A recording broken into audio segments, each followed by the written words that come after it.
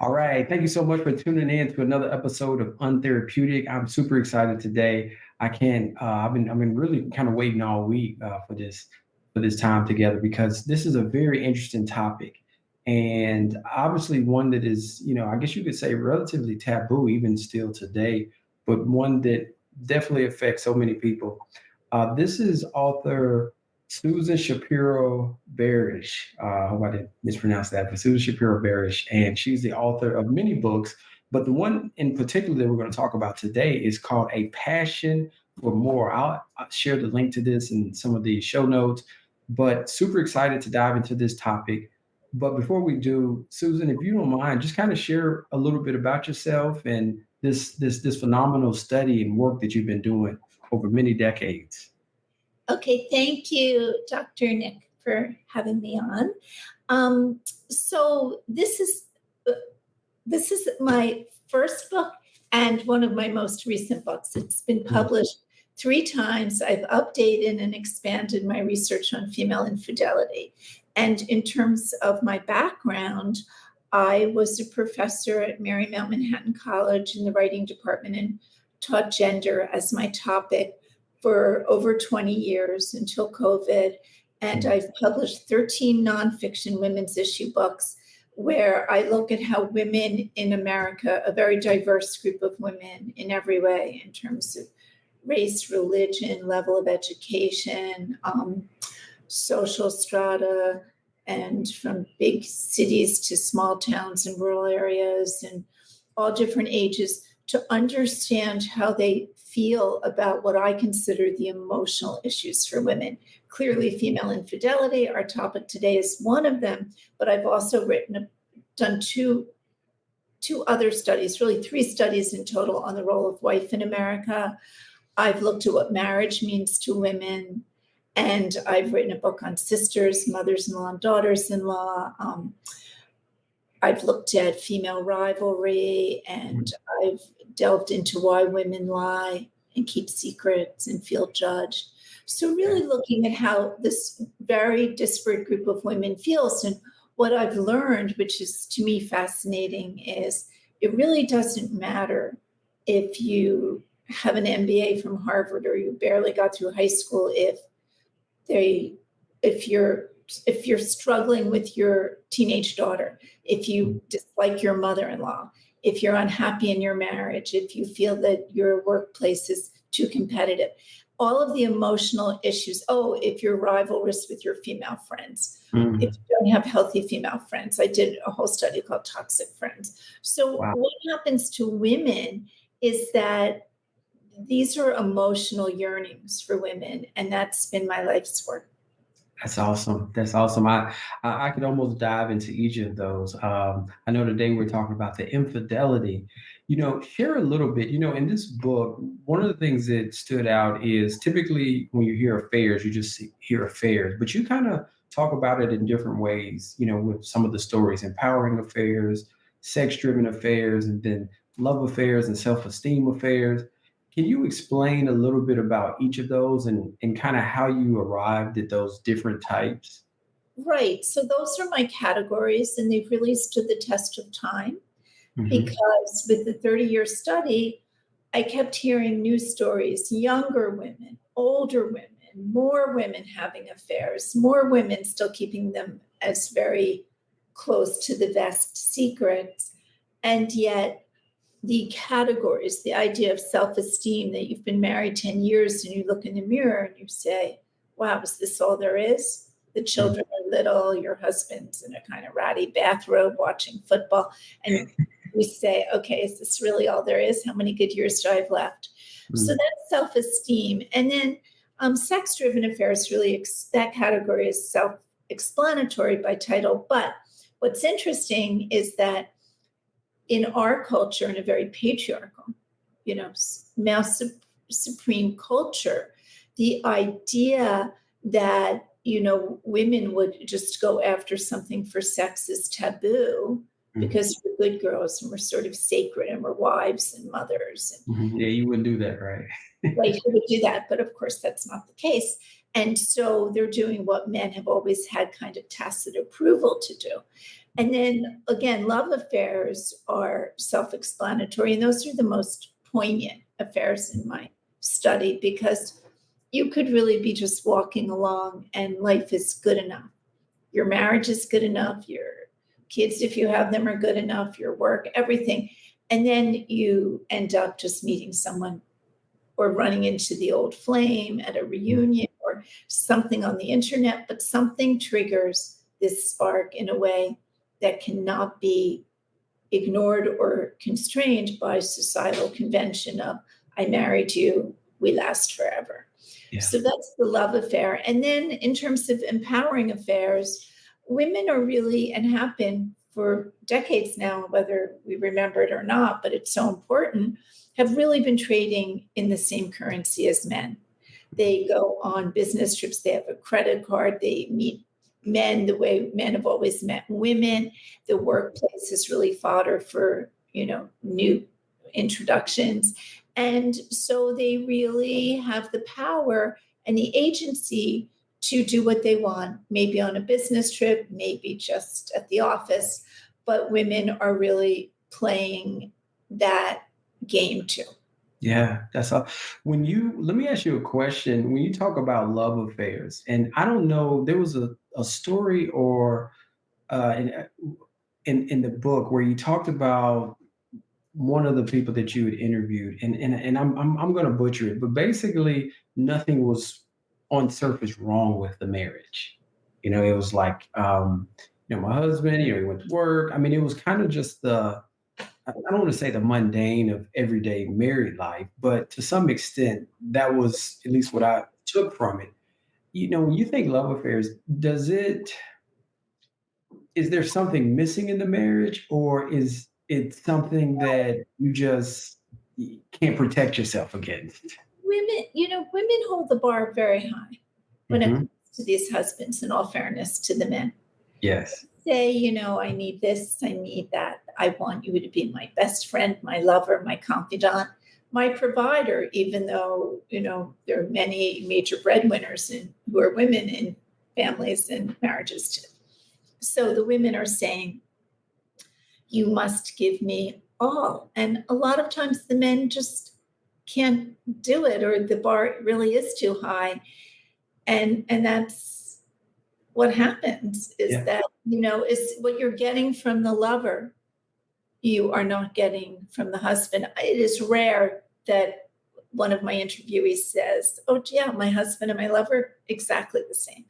Yeah. So it's the opposite. And they're really finding, so if your husband think about this, is incredibly cerebral, maybe your lover is, a contractor. Hmm. If your husband is a contractor, maybe you're taking a night class and it's the professor who just ends up being the lover. So they're not looking for the same experience. They're looking for what's missing in the marriage to fulfill them. Yeah. Do you think that is normal, that every marriage or every relationship, there's going to be something missing? Is that fair to say that it's Oh, well, unrealistic? I think it's so personal and it's so unique to the relationship. What I would say, without making a broad sweeping statement, is that they're based on my anecdotal qualitative research in the aggregate. I've spoken with thousands of women about their affairs, that there is often, even in a good marriage, not the passion, thus the title, A Passion for More, Yeah. not the passion or the excitement or the sense of being known in a way that a lover can do it. But of course, if you're with your lover, you're really not talking about a troubling 12-year-old girl that's your No, share. no, no, not at all. Not at all. Talking about the mortgage payment or the hole in the garage roof. So, Yeah. it's much more exciting and, it's very much a bubble. It's very Yeah. contained. Can you share a little bit more about that title of A Passion for More? That was one of the things that stood out to me when I kind of stumbled across your work, because you're right. I do hear that a lot of times, particularly people who've been in these long relationships where it's just that zest, that passion that's missing. Is it? Yeah, go ahead. No, and longevity plays into it too. I mean, we live for decades, and women more and more reinvent themselves. And as they reinvent themselves, ageism hopefully isn't stacked against them. And so, after decades of marriage, maybe a woman will have her first affair, which is really interesting and intriguing. Yeah. Do you think in your study and just in conversations with thousands of women, do you think that these affairs are preventable? Preventable? Yeah, like do you think that, say, if the husband would have done this, or if he would have been more attentive here, do you think that those It's affairs such could have an been? interesting question because Yeah. I don't believe that any woman who is in a long-term committed relationship or in a marriage and has taken her marriage vows or has promised fidelity to, a live-in partner of great meaning to her, says to herself, in the beginning, as like maybe on the wedding day, gee, I wonder when I'll have my first affair. So we're I hope talking, not. we're talking about convention-bound women Mhm. who are now embarking on an affair, which underscores how much we change, and either we grow together in a marriage or we grow apart. But the good enough marriage is not foolproof, if Yeah, that's what you're asking me, yeah. Nick. It's not. Mhm. What it is as vulnerable as any precious and important relationship in our life. It's just, and that's it. And then some women are in very bad marriages and they can't leave financially, the Mhm. children. In today's world, maybe the mother-in-law. I interviewed someone recently and she said, I can't leave my husband. I take care of my mother-in-law. It's Wow. easier. But I feel so beholden to this woman, but the lover makes me happy. Yeah. Without judgment, we really get insight. Yeah, yeah, and and you're right. It is so nuanced, and I know everybody's situation is different. You talked about how people change and evolve just from, again, conversations with so many women over the years. What are some of the biggest changes that you see happening in the lives of women as they, go through, just different stages, 20s, 30s, 40s? Where do you see those changes at most? Well, in a very traditional or conventional marriage, we'll just use that as our template. Hmm. So we're looking at women who say today get married at about 31 or 32. And they've had some years in the workplace. There are more women in colleges, graduate schools than ever before in America, more than for men, more men. I mean, Hmm. there are more women than there are men in these programs. And so they have real earning power. They've made some money. They know themselves. They've had a few boyfriends. It's not like it's 1962 and you marry him to have sex with him. And before that, even more egregious was that Hmm. situation in the 50s, 40s, 30s. But everyone was lying and everyone was pretending. But okay, because women had to be a certain way. Okay, fine. Yep, yep. So here these women are, and then there's this longing. Women have so much longing.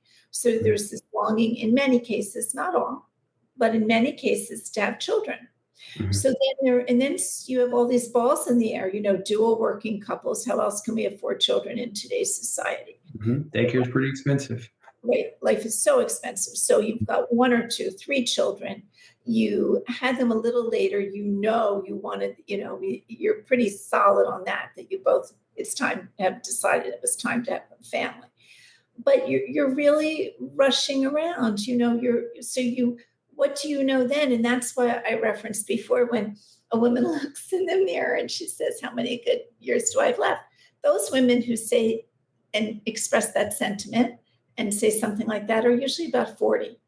Mm. Okay. So they've been at it a while. They've looked good for a while. They've worked for a while.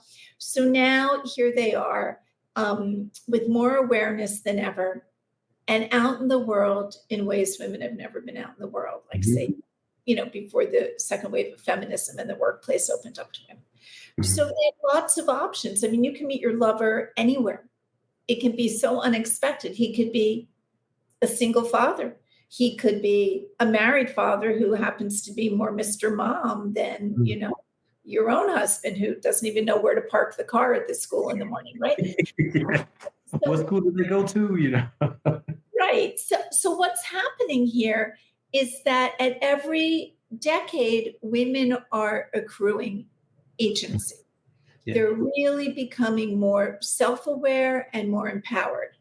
A lot of women, we talked about money before, they don't need their husband's salaries. Now, interestingly, when I did my study on why women often lie about like getting a raise or getting a bonus because there's such mixed messaging about being in a marriage, excuse me, that some women say, yes, I did get this huge bonus, but that's my money.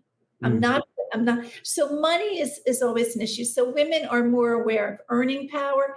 And then we have these women who are very educated who opt out. I Mhm. worked. Now I have my children. They're like very powerful, over powerful, shall we say, with the PTA. So Mhm. they're stay-at-home moms now. So what we have is women in every decade waking up, Mhm. and they're much more seasoned, and they've seen a lot more of the world and know themselves better than in the Yeah, past. that makes sense. When, talking to these women, did anything surprise you? And I know once you've been doing it for quite some time, like nothing surprises you, but were there any themes that emerged among the women you interviewed who were, had these extramarital affairs that was Yeah, surprising for you? yeah. In my latest research for the new version, Okay, yeah, I got the old version, FYI, everyone. This is this is a new version. this actually became a podcast called She Wants More with iHeart Mm. last Okay. year for my 30-year study. So with the last, rush of interviews and, batch of interviews, what really fascinated me was how many women were in their 20s, early 20s, Mhm. living with the boyfriend, about to get engaged by late 20s, some of them, Mhm. still the lover, still the triangle. So Wow. that was really interesting. And then the fact that before we went live, the women are having affairs into their 50s, 60s, 70s, 80s. I interviewed women in their 80s, and some of them like younger men. And there is so much going on with this that I coined it the gray affair. Yeah, when you shared it before we went live, I was like, "That's interesting." I didn't know it went up to the 80s though. That's Yeah, no, it's really something. So we're looking at women who, as I said earlier, have a lot of self awareness Mhm. and want what they want. And that's very, very fascinating to me. Yeah. I know your study is predominantly, well, about women and, the emotional side, affairs, and just a myriad of different things. But do you have any advice for men? Like just having talked to so many, it's almost like you become a man expert, by default. But any any advice for men just in relationships generally? Like if there's one thing you want to pay attention to, if there's one thing you don't want to miss, like what is any piece of advice you would have for men as they embark on trying to have these healthy relationships? Women really need to be heard. They need to be seen. They need to be respected and understood. Mm. And I think that another aspect of this book, because we're just meeting briefly, but there's so much to say, is Yeah. that women are really facile at keeping secrets. So they're very good at having affairs. However, if a woman decides that she wants to renegotiate her marriage because of the affair, Mm. then that becomes almost a tool in reworking the marriage. Okay. So a woman will say to her husband, listen, I've been unhappy here for a while and I met someone else, all right? saw my old boyfriend, or there was a guy at work years ago, whatever they say. And I want you to know about it, not to hurt you, but so that you understand that he gives me X and Y, but I'd rather have it from you. And if you can rework this relationship, and that's a very contemporary and new way of looking at marriage. And other women say, I don't care if it's 2023, 24. I'm not revealing a thing. My husband will go crazy. So it depends what you want. And it depends on who your husband or partner is. But so men need to know that women will go after what they need in a way that they don't really get credit for, including an affair. It was interesting in the book. And I know there were so many different stories. This wasn't every man, but there were a number of men who were, quote, surprised, and I don't know if they were surprised because they didn't think the wife had it in them. They were surprised that they thought they were the, bomb.com and like, how could you cheat on me or what? But many of them were caught off guard. Why do you think that is? Because surely if there's problems in the marriage, they've been brought to your attention.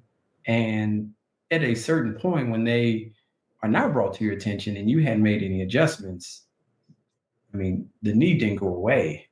So, well, first of all, time is such a factor in our fast-paced lives that some husbands just scratch their head over how their wives could manage the time. You're a working mother. We have 2 children, or you take care of the dog too. I mean, we just have so much going. What do you mean you had time for an affair? And then the men are very hurt. They're really hurt, and they expected this not to happen. And other women know that some of the women in the study, because they have all different reactions to the husbands, don't want their husbands to know because they don't want them to be hurt. And so the women are very facile at being sort of the good wife, the good mother, and then one day a week, the good lover. So that's, very interesting too. Yeah.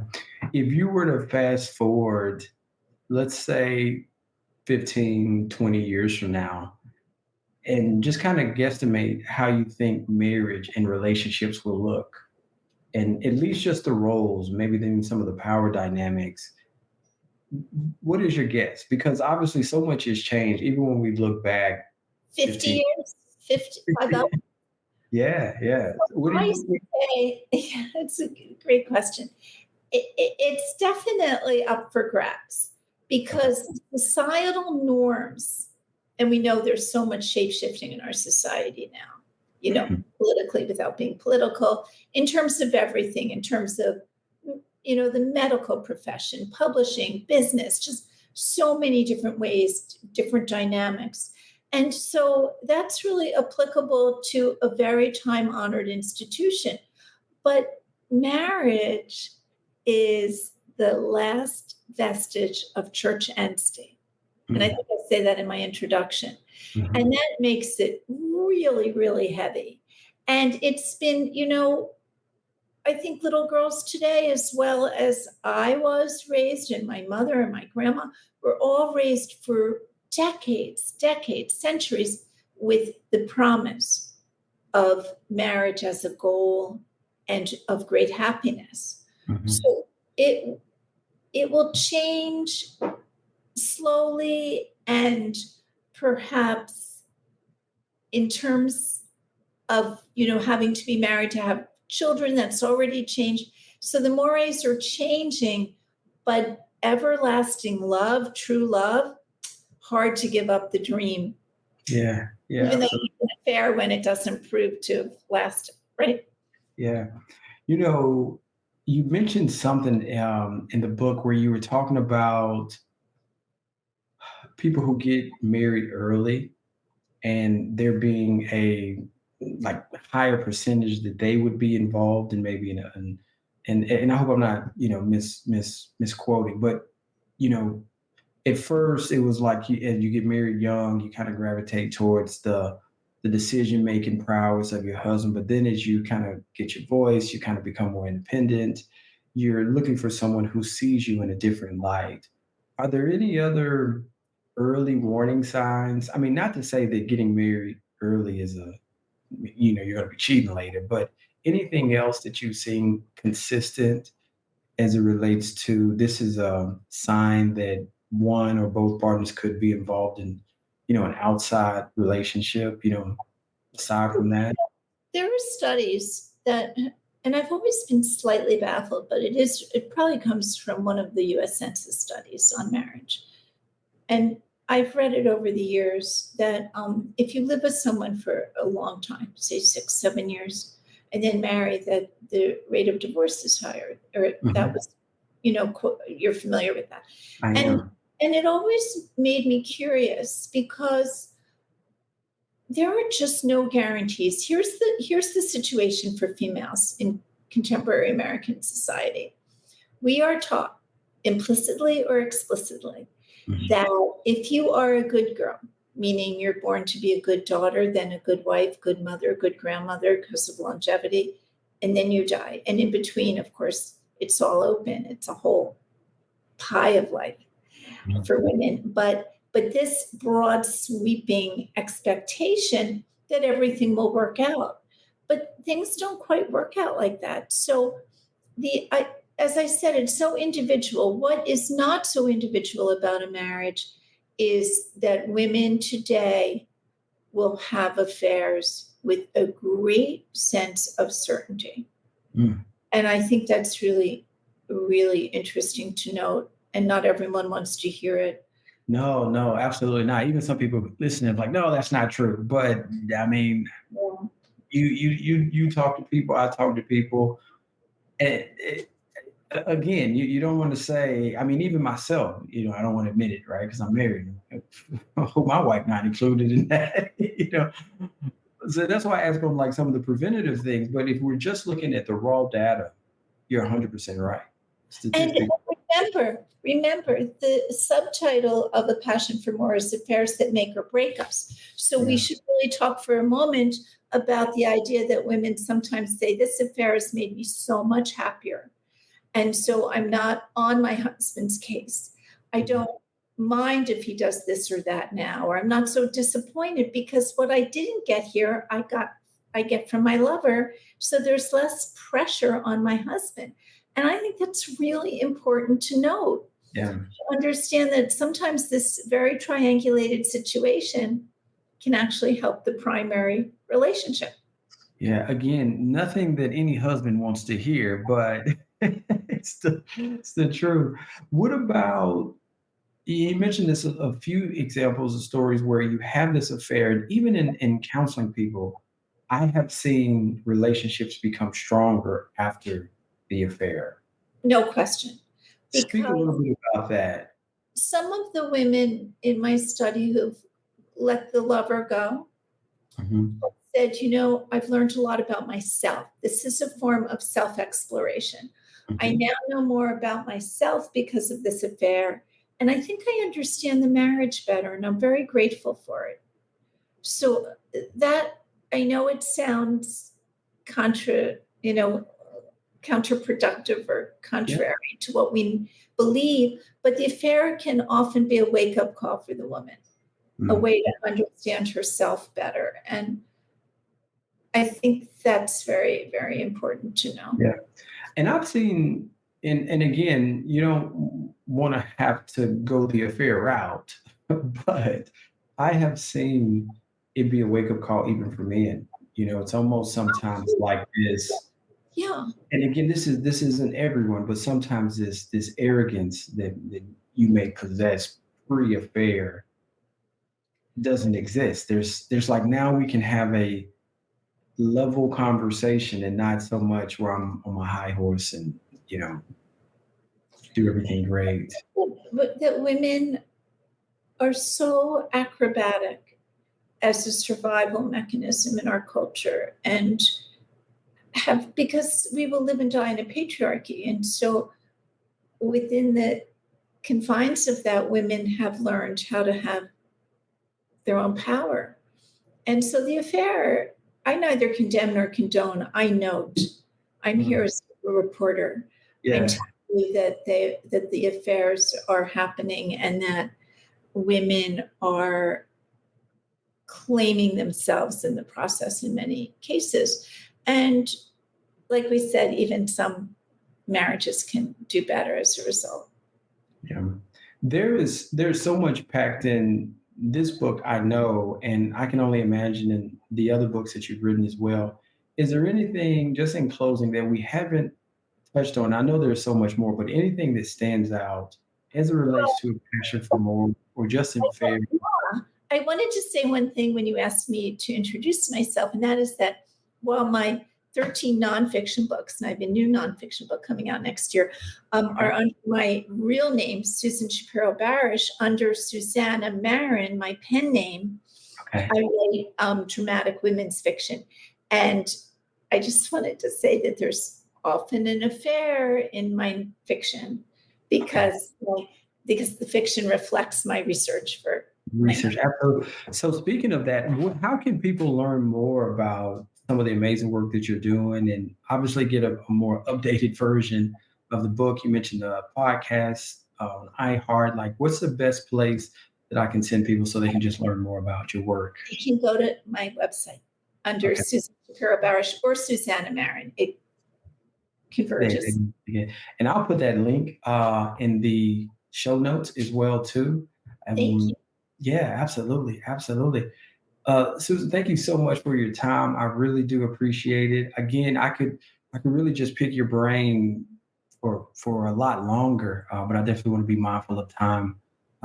Again, I'll put the notes, put your contact information, website, all that information, and please definitely get this book and follow us online, Instagram, all the major Spotify, Apple, and listen to other episodes on Untherapeutic. So thank you Thank so you much. so much for having me on. It was so great to spend time with you.